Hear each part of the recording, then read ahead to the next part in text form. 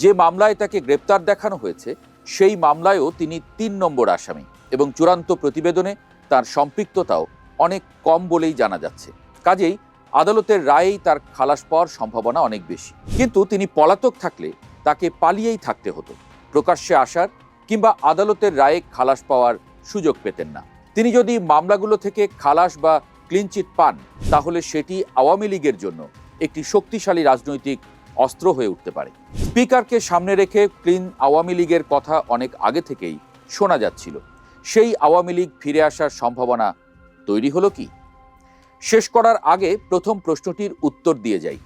এতদিন তাহলে শিরীন শারমিন চৌধুরীকে গ্রেফতার করা হয়নি কেন? উত্তরটা এখন পরিষ্কার, সাংবিধানিক ধারাবাহিকতা।